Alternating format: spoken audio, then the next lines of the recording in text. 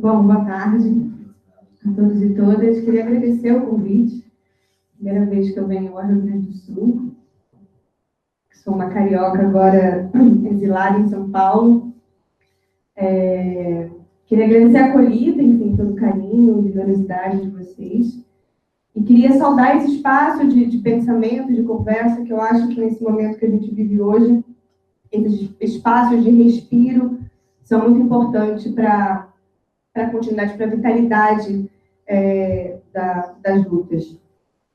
Queria falar um pouco, que eu falo de dois lugares, assim, eu acho uma boa introdução, assim, para começar, para me situar. Né? Eu acho que eu falo um pouco isso na entrevista, eu acho que esse é um bom caminho, às vezes, para a gente repensar uma certa reconfiguração do que seria a esquerda. Né? Eu acho que é o pensamento situado e uma fala situada, né? Ao invés de um pensamento de uma fala que sobrevoa e se pensa como transcendente. Então, eu falo de dois lugares, assim, primeiro de uma elaboração coletiva, que eu faço parte em São Paulo, que a gente tem tentando retomar a ideia de uma pesquisa-luta,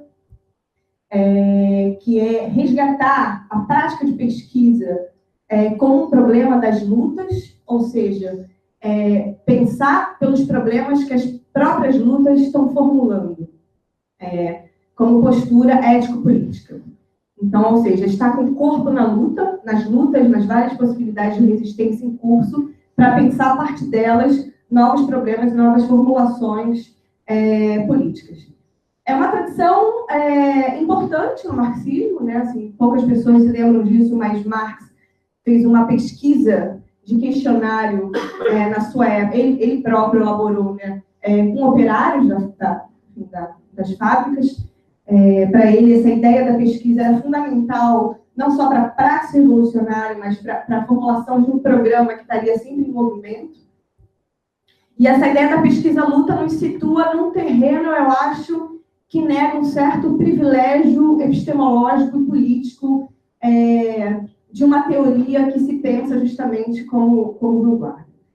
E o segundo lugar situado também que eu me coloco é o feminismo, né? Assim, e daí, um pouco o que a gente tem pensando também coletivamente, assim, não mais o feminismo como aquele conjunto de questões que pensa o gênero como um anexo, né, como uma ilha separada dos problemas centrais da política, mas como uma certa teoria e filosofia feminista estão hoje na espinha dorsal de uma reelaboração do que seriam questões centrais do pensamento político hoje, da teoria política hoje. Tem a ver com política, com Estado, com organização, que tem a ver com praxis, né? Enfim. Então, arrastar o feminismo para um lugar mais central da própria teoria política. E não só o feminismo como algo que fala de mulheres, né? Bom, a minha fala um pouco vai ser... Ela vai tentar comparar duas gerações políticas recentes no Brasil, as duas gerações que existem hoje no Brasil, e eu queria falar queria menos manter essa distinção entre movimentos tradicionais e movimentos autônomos, né, ou entre velhos movimentos e novos movimentos, e pensar mais em termos justamente de geração política e de ciclo de luta. Porque eu acho que a ideia de geração nos coloca um problema fundamental dos dias de hoje, que é o problema do tempo, é o problema histórico da temporalidade. Eu acho que o Moisés falou um pouco isso, mas eu entendo que a gente hoje precisa experimentar duas temporalidades diferentes para pensar política, né? Uma é uma temporalidade mais de curto prazo, né, mais imediata, das nossas urgências, e nesse sentido, que é a conjuntura, e nesse sentido eu acho que a gente precisa pensar apesar da conjuntura, né? A conjuntura nos interpela a dar respostas muito imediatas, muito urgentes, né? E 2018, e a eleição de 2018, né? A conjuntura do ano que vem. Eu acho que são respostas que a gente precisa dar, mas que a gente só vai ter mais possibilidade e mais eficácia de dar resposta para elas se a gente conseguir pensar apesar da conjuntura. E essa é uma temporalidade. Mas a outra temporalidade é a contemporaneidade das lutas em curso hoje no Brasil. Tem um grupo que eu gosto muito, que eu vou citar bastante, que é o Comitê Invisível, que é um grupo jovem francês, que eles dizem eles falam assim, o nosso novo partido, né, a nossa nova forma da organização, ela já está aí, ela está sendo experimentada.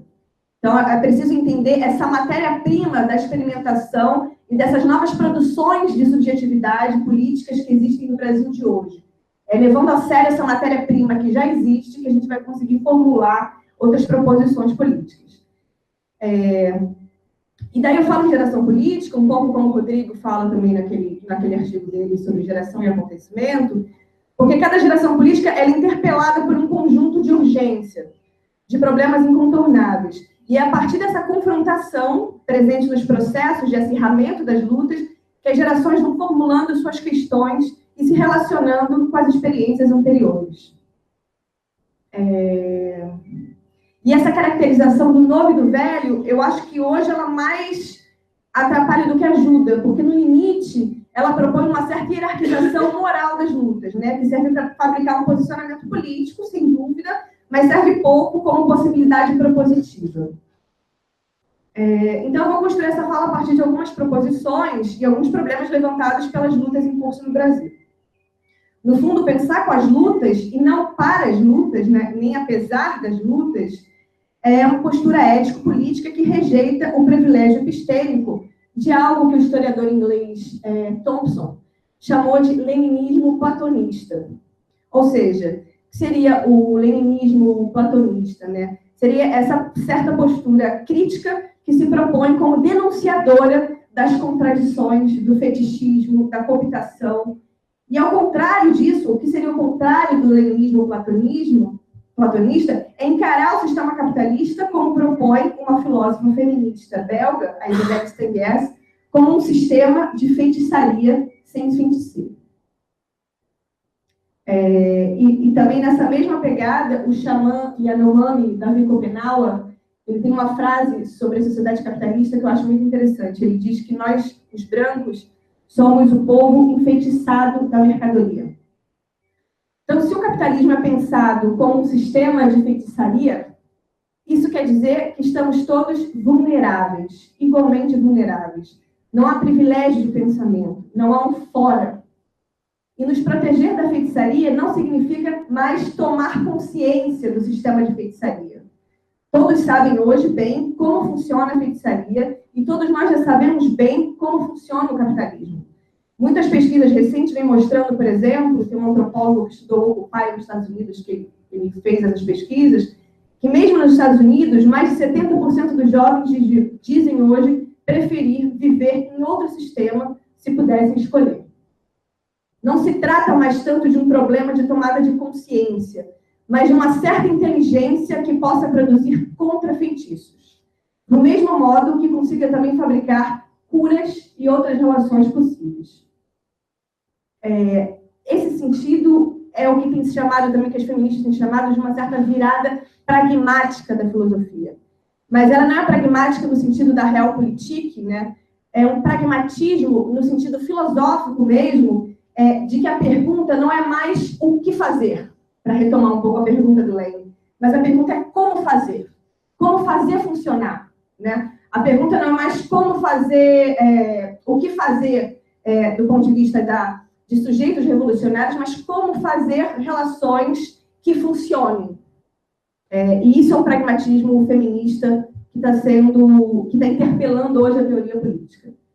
Então, voltando ao tema das gerações políticas, hoje a gente vê coexistindo duas gerações no chamado campo da esquerda no Brasil, né? Uma geração política que se forjou na redemocratização, que teve que lidar com a criminalização das formas de organização política e com a crise da experiência do chamado socialismo real, e que teve que, por isso, reelaborar uma gramática democrática fundada na ideia de autorrepresentação da classe trabalhadora. E daí eu falo muito de uma cultura do petismo.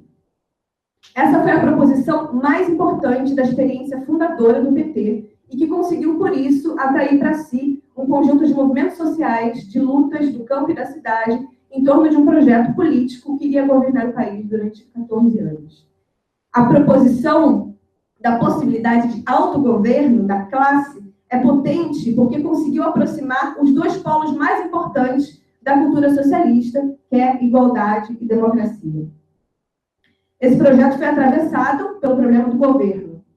E o lulismo, aos poucos, foi reconfigurando a proposição classista para um problema de gestão.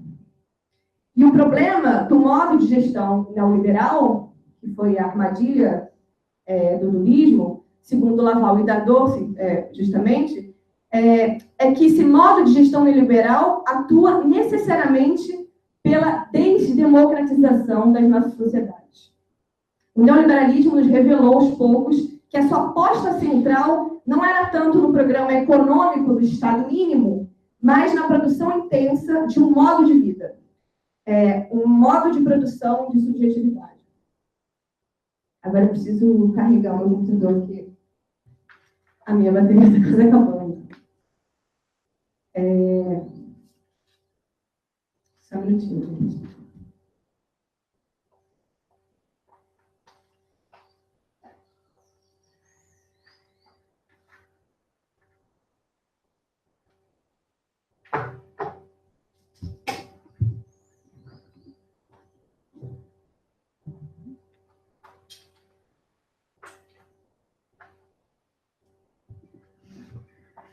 Tem que mudar ali o enquadramento.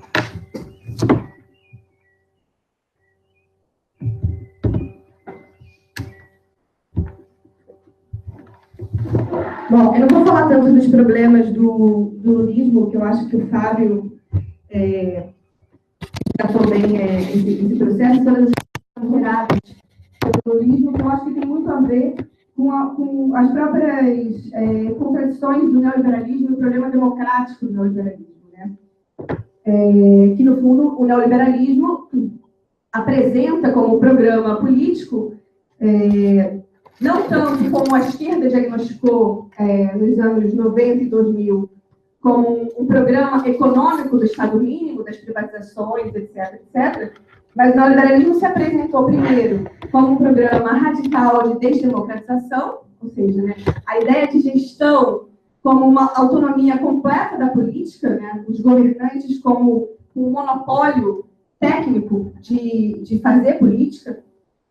E, por outro lado, o neoliberalismo apresenta, com o seu programa mais radical, um modo de vida, um modo de subjetivação, enfim, que é uma coisa que vários teóricos, especialmente os franceses, estavam discutindo já desde o final da década de 70.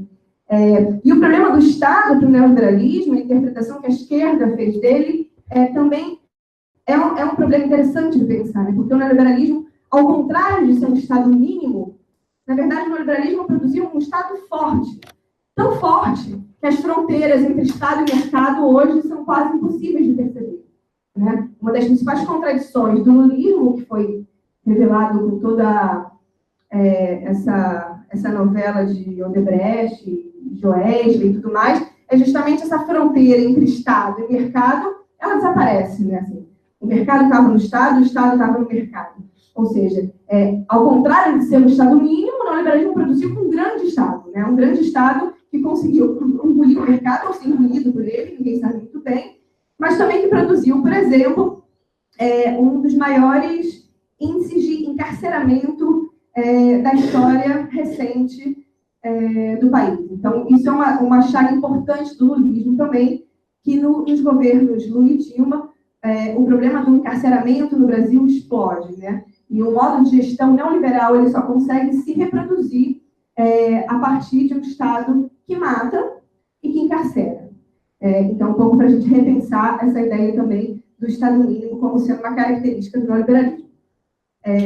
No entanto, essa geração política, esse ciclo de lutas que emerge na década de 70 e 80, com o novo sindicalismo, né, com as grandes greves do ABC, mas também com o MST, com a CUT, etc., tinha uma proposição interessante que era justamente afirmar a possibilidade do autogoverno da classe trabalhadora. Isso foi um salto importante e uma das experiências mais importantes políticas da América Latina nos últimos 30 a 40 anos. 2013 é um acontecimento político, a Jornada de Junho, né, que nos permite falar em uma nova geração política, porque expressa, de muitos modos, novas proposições. E a mais radical, na minha opinião, é justamente da democratização da política. e por isso ela foi também a fabricação de um novo campo de conflitualidade, que desfazia, aos poucos e de maneira bem intensa, os consensos políticos produzidos pelo lulismo. Pensando em termos de ciclo de lutas, essa geração, a geração de 2013, ela vem se expressando internacionalmente desde a crise do capitalismo de 2008, no que já é conhecido hoje como o ciclo das praças. Primavera Árabe, os indignados da Espanha, 15M, o Occupy nos Estados Unidos, mas também as ocupações das escolas em São Paulo, a retomada dos espaços urbanos desde 2013, o Nuit Debout, recente, da França. Esse novo repertório tem nas ocupações uma tecnologia política fundamental. Quando se ocupa uma praça, um terreno, uma escola, a proposição fundamental não é tanto a disputa pelo poder, mas é a possibilidade de produzir um modo de vida desde a sua reprodução básica.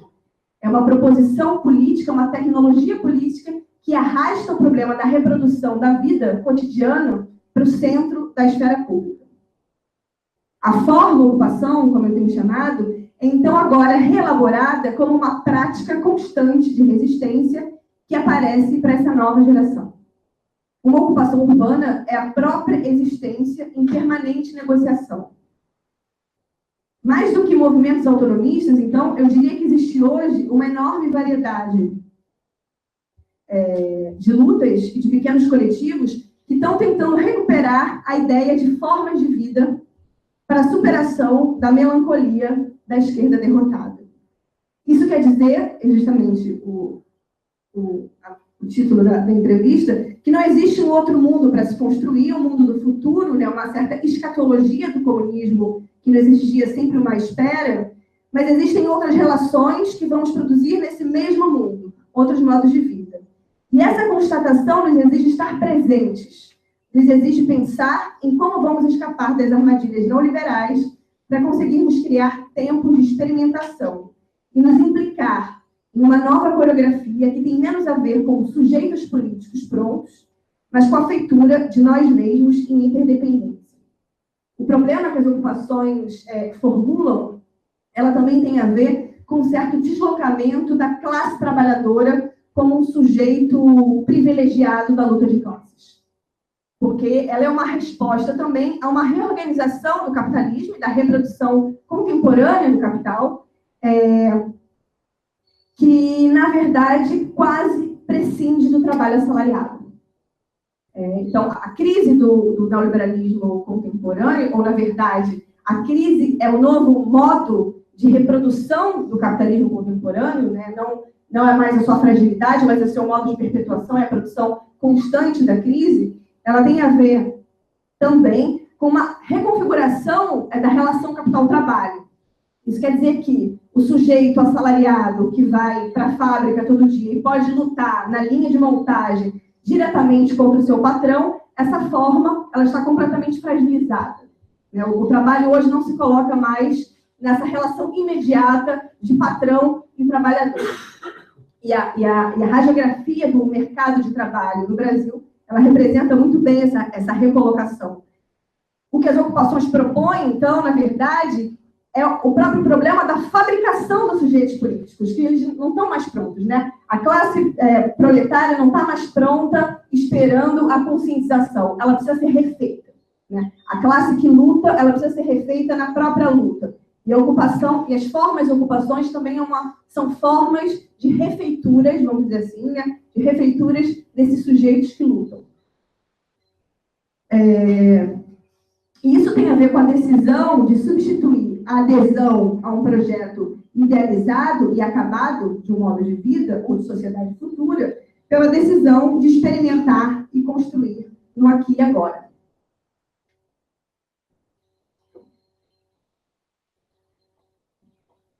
Uma perspectiva revolucionária, hoje, talvez tenha que assumir que não há mais negociação possível com o neoliberalismo. Porque o seu modo de reprodução tem a ver justamente com a extração intensiva da nossa potência de cooperação, de criar outras relações. E o que o território, as ocupações propõem é uma certa cultura do pertencimento coletivo a partir da responsabilidade. E daí as feministas entendem no sentido mais estrito a palavra responsabilidade, no inglês fica mais fácil de entender, que é responsibility, ou seja, uma habilidade de responder a problemas concretos da vida cotidiana. Então, a tecnologia política das ocupações urbanas e das lutas territoriais que vêm sendo travadas pelo mundo nos colocam problemas muito concretos. Como vamos cozinhar para tantas pessoas? Como vamos fazer um banheiro, ter energia elétrica, cuidar das relações, dos sofrimentos uns dos outros? Eu acho que essa conjuntura de precariedade generalizada vai nos impor, querendo ou não, esse desafio. Como vamos manter um posto de saúde funcionando? Como vamos garantir o funcionamento das escolas no bairro que estão ficando sem merenda e sem materiais básicos? Ou seja, a gente vai precisar deslocar o tema do cuidado para o centro do debate político. Cuidado com as relações, cuidado com os nossos corpos, cuidado com as experiências das nossas próprias lutas. E, junto a isso, acho que temos que levar mais a sério a noção de tecnologia. E daí eu vejo esse par muito interessante, que é um par justamente que o Lenin, não sabe, ninguém sabe, tem esses mitos da Revolução Russa que ninguém sabe se foram ditos ou se foram inventados, mas se foram inventados são boas invenções. O Lenin dizia que são duas chaves à Revolução. Isso logo no começo. Soviet e energia elétrica. O Soviet como um modo de organização, então tem um problema da organização que a ocupação recoloca no cenário político de maneira muito radical, que é como nós vamos nos organizar, como a gente recupera a nossa autonomia de cooperação extraída pelo neoliberalismo. E o problema da energia elétrica é o problema da infraestrutura, né? Como a gente consegue produzir nosso conhecimento de maneira a não depender da infraestrutura do capital.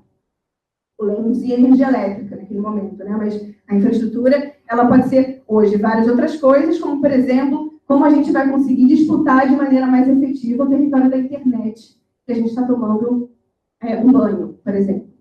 Mas a tecnologia também tem a ver com tecnologias de pertencimento, também tem a ver com tecnologias de relação, tecnologias relacionais. Para produzir organização coletiva, a gente precisa ter gente que cuidem das relações, precisa ter gente que cuide das relações. E a Isabelle Stangers, que é essa filósofa feminista, ela propõe a noção de tecnologia em contraposição à ideia de verdade, que é uma ideia muito cara a grande parte da esquerda marxista. E essa é uma distinção ética, baseada no postulado de que a tecnologia ela possui um senso de responsabilidade, do qual a verdade sempre escapa. A verdade dos programas, a verdade de uma esquerda que se pensa pura, autorizada. Ou seja, precisamos elaborar e organizar nossas tecnologias de fazer mundos, de possibilitar modos de vida dissidentes. E é isso que vai nos implicar, e é isso que vai criar pertencimento. É o problema da infraestrutura, não podemos deixá-lo escapar. Os governantes querem nos convencer que eles têm um monopólio técnico especializado de resolver os nossos problemas. E que as novas lutas e essa nova geração política estão produzindo também é uma certa feminilização dos modos de fazer política. Só é possível existir uma ocupação por conta daqueles trabalhos domésticos que sempre fizemos nas sombras. Cozinhar, limpar, cuidar uns dos outros. Um trabalho feminino sempre exilado das zonas de importância da luta de classes. Mas não só isso. Nas ocupações é preciso também um constante esforço de produção de relação, manutenção de vínculo, fabricação de pertencimento, de escuta. É uma forma de luta que, do ponto de vista do repertório, desloca para o centro da coletividade a questão primordial da reprodução. Como manter a vida possível. Trata-se mesmo de uma domesticação da política, na qual a mobilização coletiva só é possível a partir de uma linguagem doméstica, da reprodução da vida e do cuidado com as relações. Do Black Lives Matter nos Estados Unidos, passando pelo ciclo das praças, indo até os secundaristas, as ocupações urbanas do Sinteto em São Paulo, mas também as resistências territoriais na América Latina hoje, contra o extrativismo, as mineradoras, o agronegócio. O que vemos são mulheres levando a política para a reprodução da vida, cuidando das relações e dos vínculos que ali se forjam, mas também extremamente preocupadas com a intensidade democrática, com a expansão contínua dos processos de decisão. É nesse mesmo território, na possibilidade de politizar a reprodução da vida, na elaboração de novas implicações práticas, que se estabelece na forma-ocupação o embaralhamento da velha divisão marxista entre infraestrutura e superestrutura. Compartilhar um território comum e ter o problema da reprodução da vida como um problema central da luta política é experimentar esse embaralhamento da superestrutura com a infraestrutura, porque o terreno nos coloca a experiência prática da reprodução de uma ocupação, ela é a própria fonte da conscientização e da politização. Não existe mais diferença entre a classe em si e a classe para si, né? É a luta que vai se forjando a partir da materialidade da experiência, a sua própria consciência. E nos parece que uma democratização radical da política só poderá ser feita a partir de uma nova politicidade, uma política no feminino, como muitas feministas vêm chamando já, mas também uma política que volte à forma comuna, vamos dizer assim, ao problema de organizar a vida em um território, não para fugir da disputa de poder, não para fugir da disputa do Estado, mas para entendermos que poder é esse que queremos disputar, e para restituir as nossas capacidades de decidir sobre as nossas vidas. E essa experiência radical é o que pode inventar novas institucionalidades, né? Novas formas institucionais possíveis. E, por fim, eu queria recuperar um último elemento, que é uma outra proposição importante presente nessa nova geração política, nos movimentos negros, feministas, nos movimentos populares, na reformulação potente do lugar da periferia, da favela, que é a festa. Os povos indígenas e muitos povos da África sempre souberam da potência da festa como forma de permanecer em guerra. O corpo que dança e luta é hoje também um campo de batalha. É a nossa possibilidade, isso é uma formulação bem espinosista, que o Deleuze depois reformula, que o poder, no fundo, nos quer tristes. O poder, ele produz corpos tristes, corpos melancólicos. E o que é resistir se não ter um corpo que pode ir para a guerra? E para refazer esse corpo que pode resistir, a festa é muito importante, né? A festa coloca o corpo no centro também do debate político. E a festa nos exige tempo livre. A festa nos exige o tempo do encontro. Então, justamente, são proposições que parecem marginais, mas, na verdade, elas também vão no coração da reprodução de uma subjetividade neoliberal. O Comitê Invisível, no livro Aos Nossos Amigos, eles afirmam que tornar-se revolucionário é se entregar a uma felicidade difícil, mas imediata. Então, se o fascismo tem conseguido mobilizar o sentimento de impotência dos corpos para um projeto autoritário de dominação, a nossa matéria-prima terá que ser de natureza radicalmente diferente. A nossa nova radicalidade precisa ter a ver com uma paixão de liberdade. E isso, a produção do tempo livre e das festas, muito importantes hoje nessa nova geração, elas dão uma resposta a isso. Para finalizar mesmo, eu queria ler um trechinho justamente do Comitê Invisível, que também estão recuperando, e eu acho esse momento justamente dentro de toda a tradição socialista, né, da luta do socialismo, tem uma tradição que ficou durante muito tempo esquecida, mas que eu acho que hoje volta com força. Que primeiro tem a ver com os soviets, como forma de organização territorial e justamente esse postulado do autogoverno, e que depois foi um pouco esgarçado pelo processo da Revolução Russa, mas também com a experiência, por exemplo, da Comuna de Paris, que foi uma experiência que interpelou muito Marx e que formulou justamente essa ideia da comuna como um campo de batalha fundamental na construção de um outro mundo. Eu acho que a forma comuna, ela justamente tem a ver com essa forma-ocupação que está sendo reelaborada e reconstruída hoje por essa nova geração e esse novo ciclo de lutas no mundo todo. E daí o Comitê Invisível tem um parágrafozinho sobre essa forma comuna que eu queria ler para encerrar.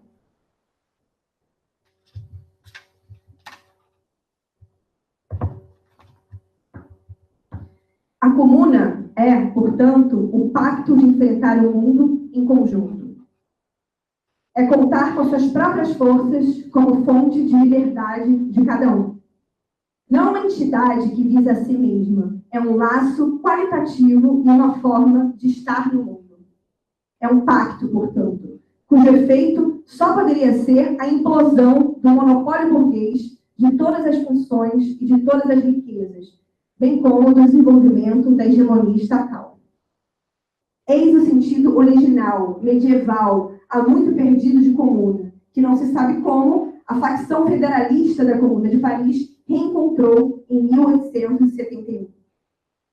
E desde então, é esse o sentido que periodicamente ressurge, desde o movimento das comunas soviéticas, a ponta de lança esquecida da Revolução Bolchevique, até que a burocracia stalinista decidisse liquidar com ela.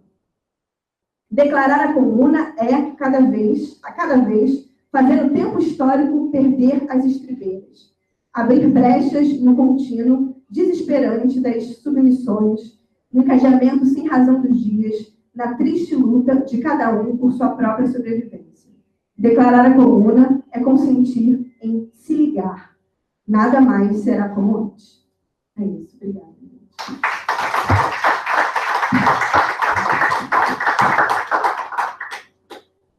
E, mais uma vez, agradeço a Alana. E, mais uma vez, temos tempo, então, para o debate. Reações, reflexões, perguntas. E a primeira aqui, só peço para se identificar e encaminhar a questão, por favor. Oi, Alana. Boa tarde a todos e todas. Já estava aqui de manhã, mas não custa, né, me apresentar novamente. Eu me chamo Gustavo e sou estudante do programa de Ciências Sociais aqui da Universidade. Alana, eu fiquei muito feliz ao te ouvir e entusiasmado por dois motivos.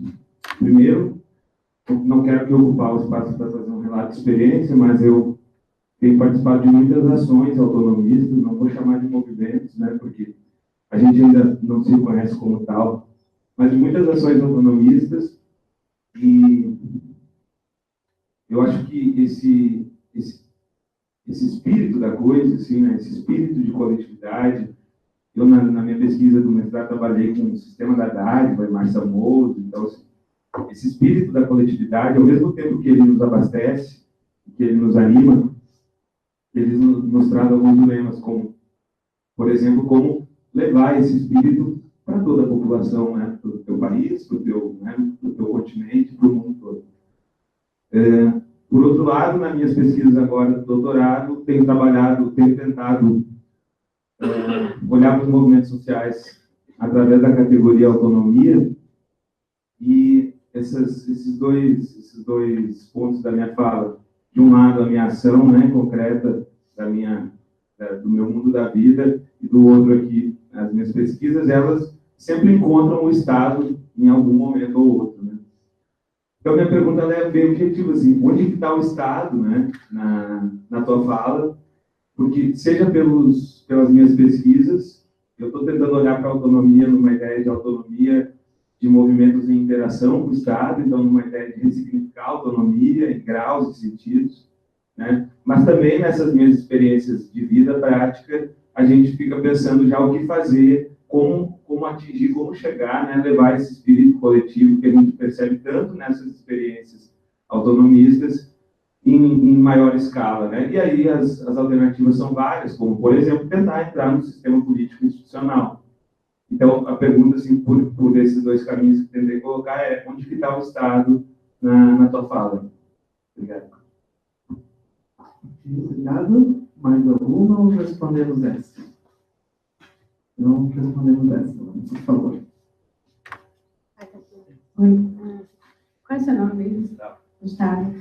Então, esse é um dilema importante, assim. Eu sou uma daquelas que estava falando com o Moisés hoje no almoço, que a gente não pode se dar o luxo, a nossa geração não pode se dar o luxo de não disputar o Estado. E daí esse é um debate que eu tenho muito também dentro do movimento autonomista, porque quando a gente fala Estado, pelo menos eu, assim, o que eu penso imediatamente é polícia e prisão. Mas o Estado também é o SUS, né? O Estado também é uma rede de assistência, enfim. Inclusive, uma das inovações mais importantes desse ciclo de lutas, dessa experiência democrática, que eu acho que foi o SUS. E para pegar a experiência do SUS, por exemplo, que é muito interessante, assim, o SUS ele foi elaborado por um conjunto de pessoas que faziam parte do movimento sanitarista naquela época e que estavam fazendo um debate muito interessante sobre o Estado. A formulação deles, por exemplo, sobre saúde coletiva, né? Eles estudavam saúde coletiva, que era uma oposição à saúde pública. Por que saúde coletiva e não saúde pública? Porque a ideia de saúde pública, ela estava intrinsecamente ligada ao Estado. E eles estavam justamente elaborando uma proposição radical de que a saúde poderia ser uma forma de cooperação coletiva que não necessariamente dependia do Estado, mas que o Estado seria bom para institucionalizar essa forma coletiva de tratar a saúde, de pensar o corpo e tudo mais. Eu acho que a gente tem que pensar por aí. Assim, esse caminho da luta pelo SUS, para mim, é um caminho interessante para pensar. Eu acho que o Estado... Tem uma frase também que eu gosto muito, que a gente vem falando, que é: a gente precisa disputar a eleição para poder não mais disputar a eleição. Porque eu acho que reformular as nossas formas de disputar o poder tem a ver com como a gente vai produzir os nossos desenfeitiçamentos em relação ao poder. Né? O Foucault tem aquela Uma Vida Não Fascista, ele deixa várias lições. Né? A primeira delas é: não se apaixonem pelo poder. Não se apaixonem pelo poder.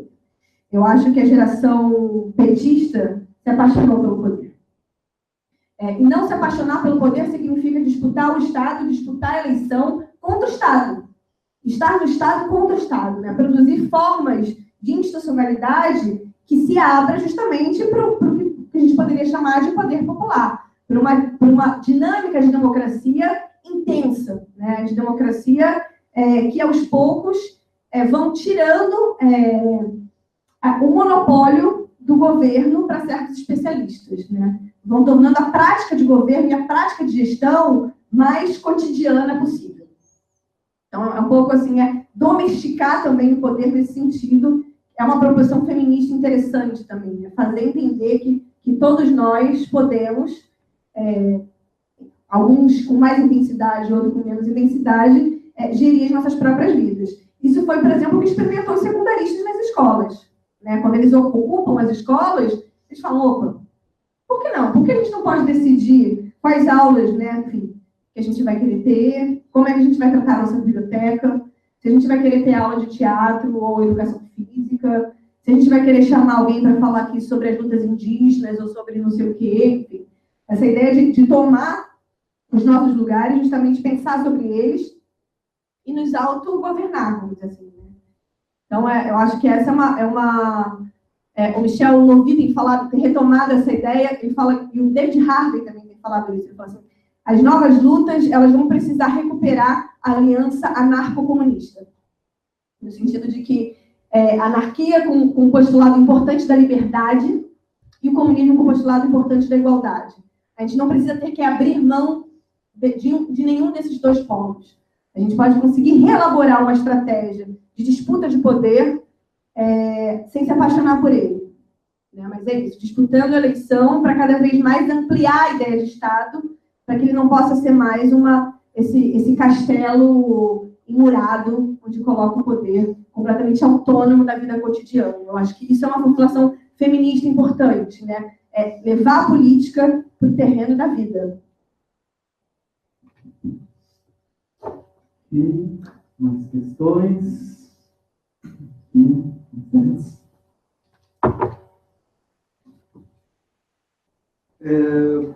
Não achei nada que eu pudesse discordar de ti, então eu vou continuar procurando. Na verdade, eu vou te propor uma questão que eu não sei se te interessa colocar a questão dessa maneira, então se tu achar que simplesmente essa questão não convém ser colocada, também pode, né, responder dessa maneira. As ocupações, elas também são, numa certa escala, suspensões de uma certa temporalidade acelerada que a gente vive no cotidiano, uma espécie de uma nova experiência do tempo e também uma nova experiência do espaço, né, enquanto um espaço comum, onde as coisas não se distribuem da maneira habitual, né? Então, também a própria temporalidade da festa é um tempo desplugado, desconectado dessa temporalidade do trabalho, da rotina, etc. Então, as ocupações, para mim, elas, digamos assim, carregam uma certa lógica de uma zona de autonomia, vamos usar aquela expressão da zona de autonomia temporária, né? E aí, claro, a pergunta que o Gustavo fez era uma das perguntas que eu ia fazer, mas eu quero fazer a pergunta pelo outro lado. Que é, se tu tem alguma posição, assim, nesse debate que há, ou se tu acha que esse debate está mal feito, sobre acelerar, conectar, globalizar, e, do outro lado, o debate do local, do cortar, eventualmente cortar redes e decrescer ou interromper o crescimento. Se tu tem, ou se tu acha que isso talvez seja mal construído, seja uma falsa polaridade e tal, ou se por acaso tu acha que algum dos lados pode estar melhor colocado nessa disputa. Respondo lá? Mais alguma questão agora? Então, respondemos. Então, respondendo de novo com a Stanguerras, ela fala das escolhas infernais. Ela fala assim, a gente precisa fugir das escolhas infernais, né? Assim, a escolha infernal entre liberdade e igualdade é uma escolha infernal. Não precisamos escolher liberdade, igualdade ou igualdade.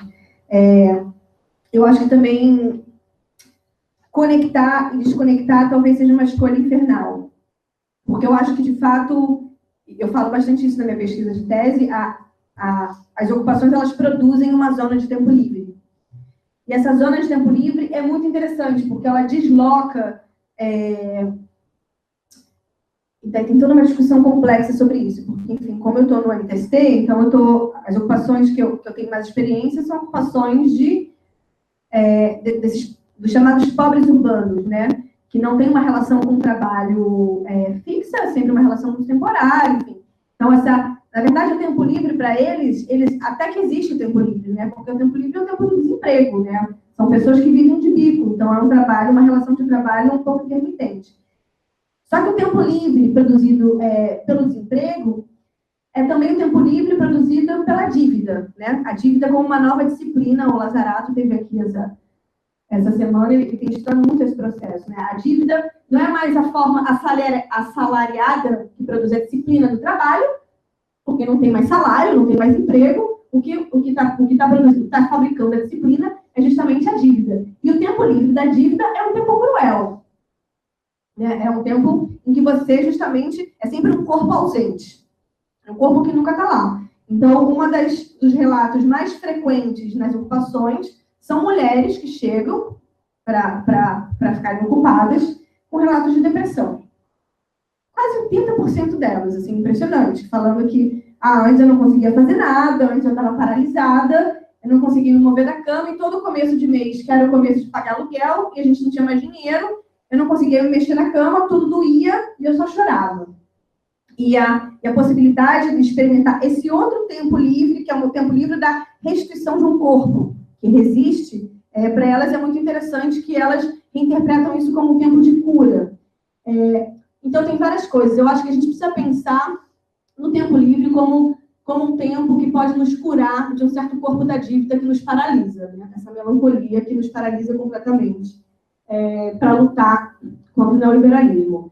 Mas, ao mesmo tempo, eu acho que essas experiências locais, territoriais das ocupações, que estão elaborando as suas próprias formas de curar, de pensar o corpo paralisado, né, de pensar o corpo que sofre, elas não podem se encerrar no local. Então, eu acho que tem dois desafios. Um é intensificar as experiências locais e as suas respostas para problemas concretos da classe hoje, por exemplo. Mas esse segundo desafio é como a gente vai organizar essas experiências, né? Daí eu acho, por exemplo, que a internet é fundamental nisso.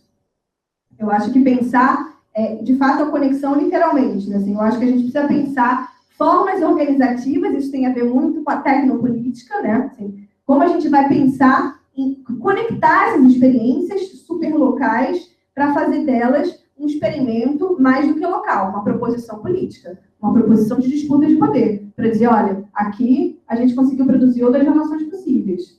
A gente conseguiu decidir durante 6, 8 meses sobre as nossas vidas. A gente conseguiu reelaborar o problema do cuidado de maneira compartilhada, né? As mulheres saem das suas cozinhas domésticas, né? Assim, dentro do espaço doméstico, como esse espaço da solidão completa, e vão para as cozinhas coletivas, cozinhar com outras mulheres, que é um momento onde elas contam os seus sofrimentos umas para as outras, mas é também um momento que elas se forjam enquanto lideranças e referências políticas, ou seja, a cozinha ela não produz só o alimento, que antes era invisível no espaço doméstico, mas ela está produzindo relação política, está produzindo poder, está produzindo também referência política.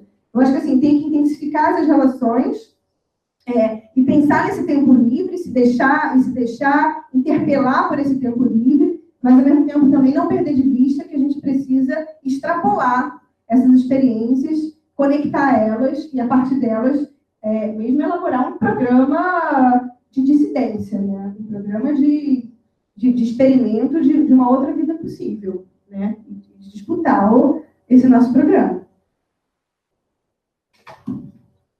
Obrigado mais uma vez. Temos mais alguma questão? Isso. Então, assim, vamos encerrando o nosso segundo ciclo, a Regressão Política no Brasil Contemporâneo, Limites e Perspectivas. Mais uma vez, agradecer a Alana, depois te entrego aqui as publicações simbolizando o nosso agradecimento. Lembrar que os vídeos, né, cada uma das conferências ficam disponíveis via site do IHU, o canal do YouTube IHU Comunica, vocês encontram, assim como, né, temos tentado, de uma forma plural, com diferentes percepções, fazer esse debate da conjuntura, da possibilidade de reinvenção através do nosso site, com entrevistas diárias, notícias, publicações. Convido todos e todas a acompanharem e participarem do debate. Agradeço profundamente a presença de cada um e cada uma, em especial os nossos conferencistas, os nossos que ajudaram nas contribuições, o Moisés, o Rui, a Alana, o Fábio, que precisou sair, e desejo um bom final de tarde e uma boa noite a todos e todas. Obrigado.